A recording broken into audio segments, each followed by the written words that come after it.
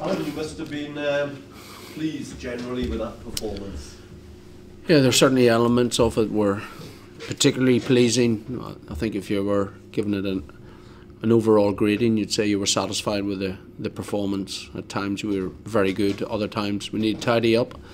But ultimately, on the scoreboard, particularly pleasing. Yeah, again, your captain was outstanding. Yeah, he's really responded to that. Like, he's an outstanding player anyway, and an outstanding individual. But he's really responded to the role, and he goes about his business efficiently, quietly, leads by example, and he's got a few other good men out there who lead with him. It's early days, Alan, but do you see Justin being Wales' 7 for the World Cup next year? I just, it'd be very difficult to leave a Justin Tipuric out of any team. He's tenacious, but he's got a skill set that's exceptional. And your former captain as well, he was to the fore, wasn't he? Yeah, he got the first try tonight. I believe the odds were high on that, but yeah, like Alan Wynn's been excellent. He didn't have any pre-season games, and he's delivered another 80-minute performance tonight. And he looks fresh, young. He's responded to a more supporting role in terms of captaincy, and it's working at the moment. How is Scott Williams? It doesn't look great at the moment, to be honest. So it's that's probably why I'm not as stoked with the scoreline. Similar to last week, Luke Price. It's not as significant as that, but you could tell with Scott limping off that, if it's hamstring and you're reacting like that, it's not particularly good. We'll wait for scans, due process, but it's not something that's going to clear up in the next couple of weeks. Bit of a blow because he started well. Yeah, it's sickening to lose anybody, particularly someone of the calibre of Scott, as a player, as a tactician on the field, as a leader throughout the group, just as a solid bloke. But we've said all along we were going to face those challenges this season. Other teams will get their bumps and bruises. Whoever comes into that jersey, and Joe Thomas came on there tonight at 13. I thought he was excellent. Defensively, his control and his shape, and throughout the season, pre-season, he's been superb. So, it may well be Joe's time to stand up. What else pleased you about that? In terms of the game, when we got into the right areas of the field, and how ruthless, how clinical we were, the quality of some of our tries. Our scrum tonight I thought was excellent. I felt our bench tonight really delivered when they came on. They gave us that energy, they gave us that precision. The scoreboard started to take over when they came on. So, the boys did the hard yards early on, put us into a good position, and our bench came on and delivered. And that's what we're about. It's been, and we talked about it in the shed there, it's been a good week for us. Both the 16s won, the 18s won, and the 18 won last night, and obviously with the senior team winning, it is a squad effort. You want that winning behaviour, winning habits from top to bottom and bottom to top, and that's not me boasting about what we're doing at the moment. It's just what we're about. Last night, regardless of scoreline with the A's, I was particularly pleased with dealing in a position of adversity, how the boys barred up in the second half and showed fight. Munster away now, different challenge. Yeah, definitely. Particularly after last night against Glasgow, Munster will be smarting. I know them well, and I know Independent Park well, so it's going to be quite a cauldron to go into, particularly against a wounded animal like Munster, and where we are with our squads, how we're going to have to manage players throughout this week.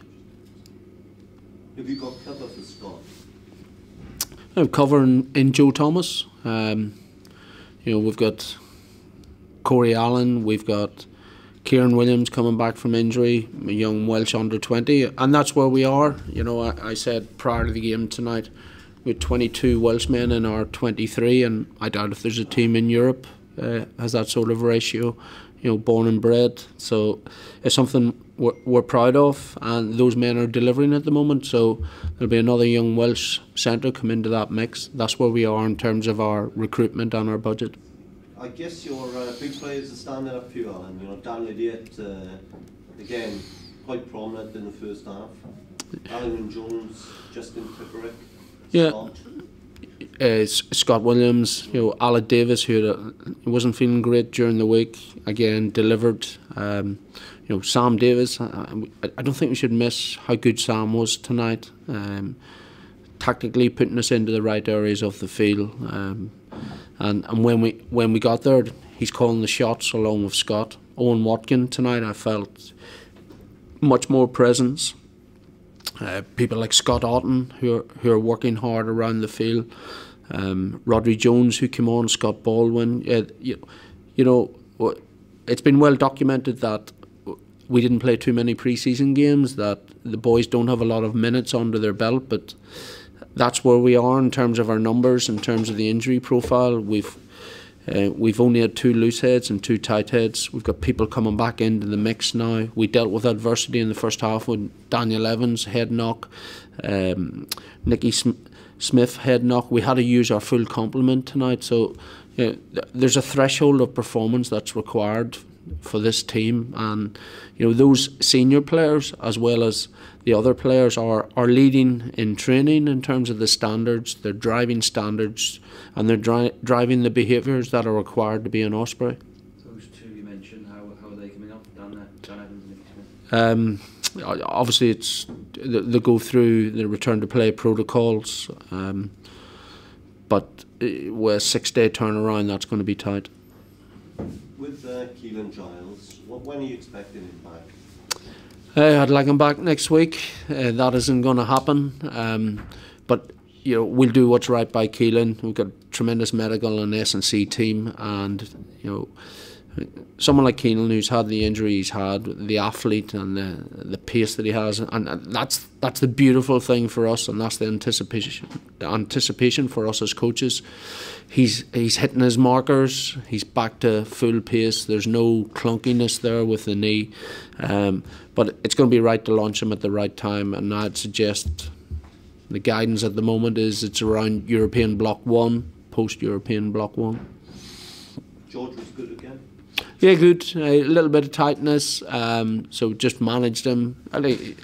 He's a brilliant guy, and as all the lads are, to be honest. You talk about people who delivered when they came on. Sam Cross, I thought, was excellent when he came on tonight. But yeah, George, it's just good to see George enjoying himself. And I probably looked at him from afar before I knew he was coming here, and he's certainly, there's a bit more freedom about him. He's getting on the end of things. He brings a lot of energy, and he's doing a huge amount of work off the field for our young wingers and sharing with them what it takes to deliver on the outside flanks, because it's an exposed position to be in. So that guidance from a guy who's mature at 26, if you like, is phenomenal for us as a coaching team.